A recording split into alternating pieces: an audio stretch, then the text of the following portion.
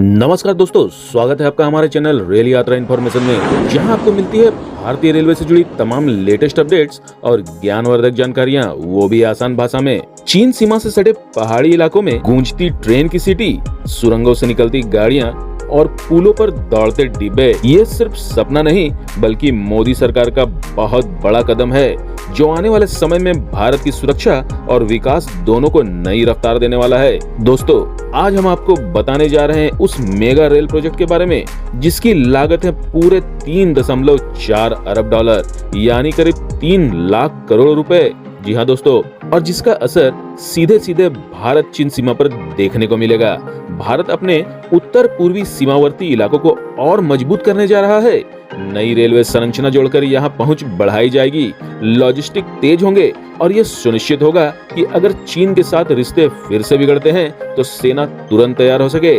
भारत सरकार ने उत्तर पूर्वी इलाकों को मजबूत करने के लिए एक ऐतिहासिक फैसला ले लिया है। जी हाँ दोस्तों, इसके तहत 500 किलोमीटर लंबी रेलवे लाइन बिछाई जाएगी, जिसमें कई बड़ी पुल और सुरंगें शामिल होंगी। यह परियोजना सरकार को लगभग 300 अरब रुपए यानी 3.4 अरब डॉलर में पूरी होने की उम्मीद है, और ये भी उम्मीद है कि इसे 4 साल में पूरा कर लिया जाएगा।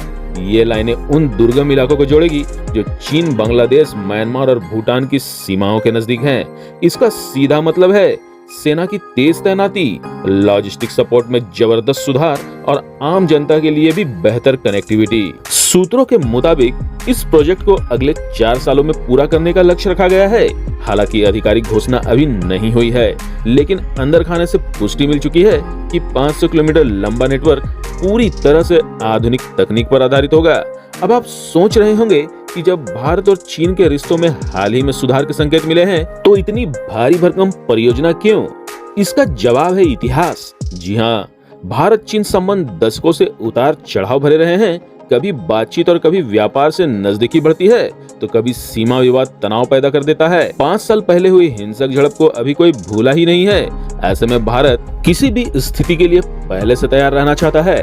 हालांकि हाल ही में भारत और चीन के बीच संबंधों में सुधार के संकेत मिले हैं, लेकिन भारत की बुनियादी ढांचा रणनीति लंबे समय के हिसाब से बनाई गई है। इसमें इस तथ्य को ध्यान में रखा गया है कि दोनों देशों के बीच दशकों से रिश्ते कभी बेहतर होते हैं तो कभी तनावपूर्ण।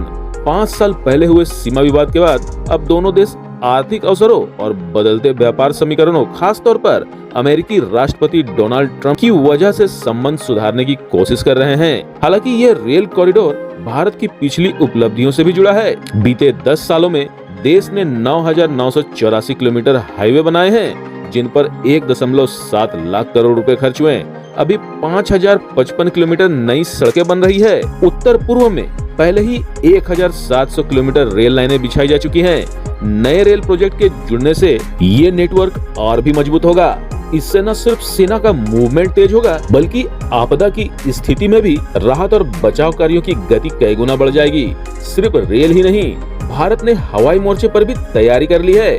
1962 से बंद पड़े एडवांस लैंडिंग ग्राउंड को फिर से एक्टिव कर दिया गया है। जी हाँ, अब यहाँ हेलीकॉप्टर और अन्य सैन्य विमान आसानी से उतर सकते हैं। यह कदम खास तौर पर अरुणाचल प्रदेश और नॉर्थ ईस्ट के संवेदनशील इलाकों के लिए बेहद अहम है। इसके साथ ही लद्दाख में चीन के विवादित सीमा क्षेत्र के पास और रेल लाइनों का अध्ययन करने पर भी चर्चा चल रही है। अभी कश्मीर घाटी तक रेल नेटवर्क सिर्फ बारामूला तक फैला है, लेकिन सरकार की योजना है कि इसे और आगे बढ़ाया जाए ताकि सैनिकों की आवाजाही और तेज हो सके। प्रधानमंत्री नरेंद्र मोदी लगातार सीमावर्ती इलाकों की कनेक्टिविटी को प्राथमिकता देते रहे हैं। पाकिस्तान सीमा पर भी 1,450 किलोमीटर नई सड़कें बनाई गई हैं। डोकलाम जैसे संवेदनशील इलाकों में भी सुधार किए जा रहे हैं, और इसी साल उन्होंने दुनिया के सबसे ऊंचे रेलवे पुल का उद्घाटन भी किया था, जिसने कश्मीर घाटी को देश के बाकी हिस्सों से जोड़ दिया था। दोस्तों, इस पूरे प्रोजेक्ट का सबसे बड़ा मकसद है सेना की तैनाती का समय घटाना और लॉजिस्टिक सपोर्ट को गहराई देना। यानी अगर कल कोई आपात स्थिति आती है तो भारत पहले से कहीं ज्यादा तेजी से प्रतिक्रिया कर सकेगा। लेकिन याद रखिए, दूसरी ओर चीन भी पीछे नहीं है। 2017 के डोकलाम विवाद के बाद उसने अपने सीमावर्ती इलाकों में तेजी से निर्माण किया है।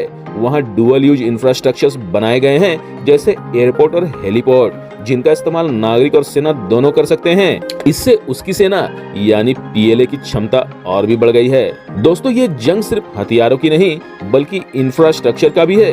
कौन अपनी सीमाओं को ज्यादा मजबूत करता है, कौन अपनी सेना को तेजी से पहुंचा सकता है, ये आने वाले समय में बहुत मायने रखेगा। तो अब सवाल है कि क्या ये $3.5 अरब का रेल प्रोजेक्ट चीन को कड़ा संदेश देने के लिए है, या फिर सिर्फ विकास और कनेक्टिविटी की तरफ उठाया गया कदम, या फिर शायद दोनों ही। अंत में एक बात तो साफ है, भारत किसी भी हालत में पिछड़ने को तैयार नहीं है। सड़कें, पुल, सुरंगें, एयरबेस हो या रेलवे, हर मोर्चे पर काम चल रहा है। आने वाले कुछ सालों में नॉर्थ ईस्ट और लद्दाख का नक्शा पूरी तरह बदल जाएगा। और जब ये ट्रेनें चीन सीमा के पास दौड़ेंगी तो ये सिर्फ स्टील की पटरियों पर भागती गाड़ियां नहीं होंगी, बल्कि भारत की ताकत और संकल्प की गूंज होगी। तो दोस्तों, अगर आपको ये वीडियो पसंद आया हो तो इसे लाइक जरूर कीजिएगा, अपने दोस्त और परिवार के बीच शेयर कीजिए और चैनल को फटाफट सब्सक्राइब कर लीजिए, ताकि मैं फिर भारतीय रेलवे से जुड़ी ताजा अपडेट्स और विश्वसनीय जानकारी आप तक सबसे पहले ला सकूं, वो भी बिल्कुल आसान भाषा में। मिलते हैं अगले वीडियो में, तब तक के लिए शुभ यात्रा।